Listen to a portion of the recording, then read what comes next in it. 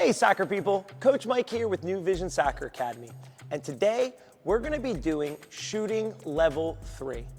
In this video, we're gonna be talking about how to beat your opponent and finish in different pockets of open space. We're gonna be talking about not only how to beat one opponent, but after you get by them, how to deal with the help defender as well. So stick around and get the details you won't find anywhere else. Okay guys, so in the first exercise, we're gonna be talking about approaching our defender, doing an off-balancing move such as scissor or stutter step or revelino reverse, pushing the ball past the player, and then finishing, right? So as you can see, there's 3 poles. The first pole in front represents our primary defender, and then the other 2 poles represent the help defender on either side. So the idea is we have to beat our opponent, push it into the window, and then finish between the first defender and the second defender. So a typical rep could look like this. I'm approaching the defender, double scissor push, head up, head down, and have a finish on goal, okay? It's really important that kids understand composure. A lot of times players are gonna come out of the move and rush their shot. Don't rush it, especially right now in training. Push, pause. Take your breath, pick your head up, find your target, put your head back down and finish. Over time, that process of push, pause, head up, head down, finish is going to shrink. It's going to shrink. And when it shrinks, the speed of the shot will increase. Okay, ready? And go. Anything you want. Go. Beautiful. And go. Very good. Make sure you land on that kicking foot. Double, push, relax, finish. Absolutely phenomenal.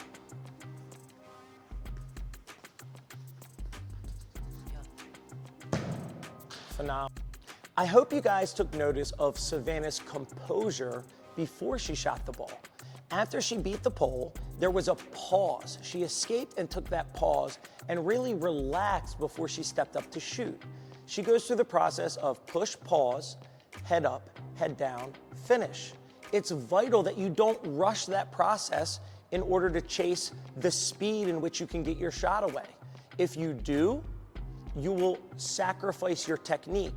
And when players chase the fast release shot too early, they lose technique, they lose composure, and their shots are inaccurate. So make sure, especially with new players learning how to shoot, you make them slow down and focus on the details of the technique.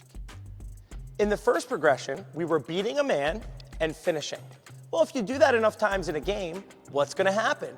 Help defenders are coming, right? So let's work on beating not just one defender, but the help defender as well. So let's say I do a scissor in a game and I get onto my left foot to shoot. Beautiful. But now the second defender's coming, right? Because they're worried about my shot. So how do I beat them? Well, let's fake a shot and we're gonna cut. Now here's where players go wrong. In this moment, they do their basic cut not sharp enough because they wanna push the ball past their opponent right away. But that doesn't work because it's not sharp enough and the defender can make the tackle. Your first cut in this moment doesn't try to go by the opponent. It just makes them miss. Here's what I mean. I do my skill, scissor push, my first cut, here, the ball stays in my pocket. Now I use the outside of my foot to push the ball past my opponent before I take the shot. That's gonna keep the ball safe and allow you to attack the space you want before you're finished.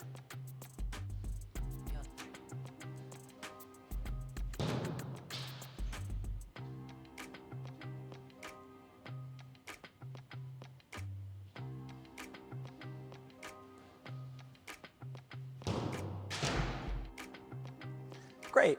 Now, in the third progression, okay, it's gonna be very similar, but instead of doing a fake shot, we're gonna utilize a protection turn or an unwinding turn that we learned in our 1v1 moves series called protection turns. Now, in order to perform this, again, we're gonna beat our first man with a regular 90-degree move. So let's say it's scissor, and I push.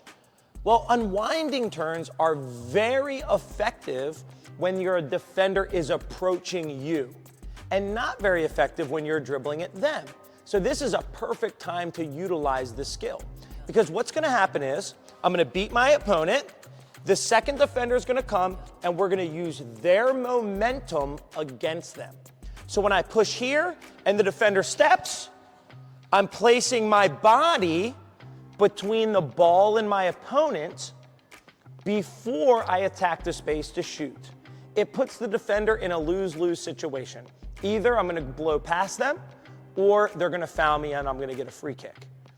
So an example could look like this. I'm gonna utilize a scissor to beat my first defender, and then as the second defender steps, I'll be hitting him with a Maradona in order to attack the space and finish. So I'm here.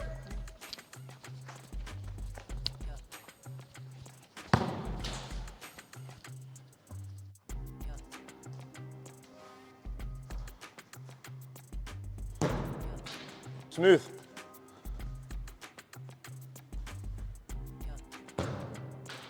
Fantastic.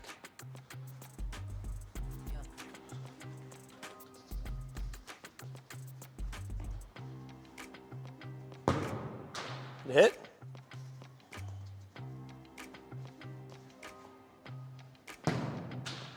Fantastic. Go.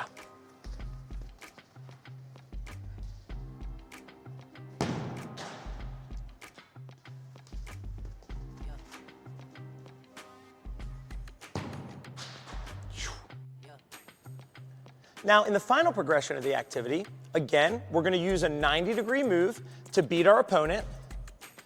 And now the second defender comes, but they're tired of getting split. So they're much tighter and I can't get between them. So I can't choose the inside lane. I'm gonna have to go outside this time. So I'm gonna use the same basic cut, right? So I'm gonna do my skill, I'm gonna push, I'm gonna use the same cut, then reposition my body, and then use the outside of my foot to take the other path towards the goal, okay? So the skill should look like this. I'm here, I'm beating my first defender, fake, cut back outside, finish. Now the second part of the fake, players tend to do too fast. Okay, we do the first thing, now I'm here, they go in, out. So fast in this moment that the defender doesn't have time to bite on the fake. So watch close. I do my skill, I'm attacking. After I cut, I reposition my feet. This little repositioning does two things. One, it helps sell the fact that I might go inside. And two, loads this plant foot to accelerate past my opponent.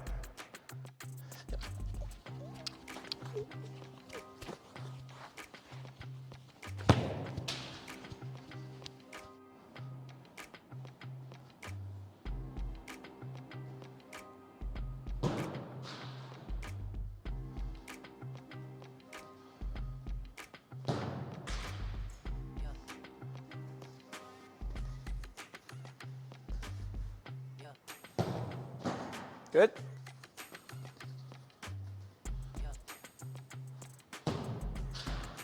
Fantastic.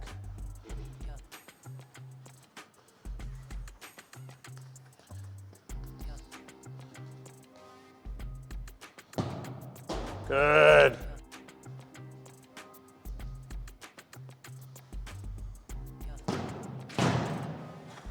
I think that one went through the net, if I'm not mistaken.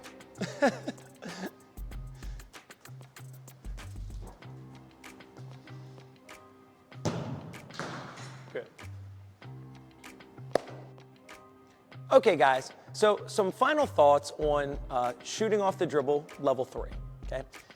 When you get into the second progression and you start faking your shot, don't rush the fakes.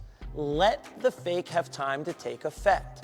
A lot of times, especially when I first start training kids, they do everything as fast as they can and they miss the detail, right? So when I push and pause, it needs to look like I'm about to actually shoot it before I do my cut, which means I got to get my knee over the ball. I got to swing my arm.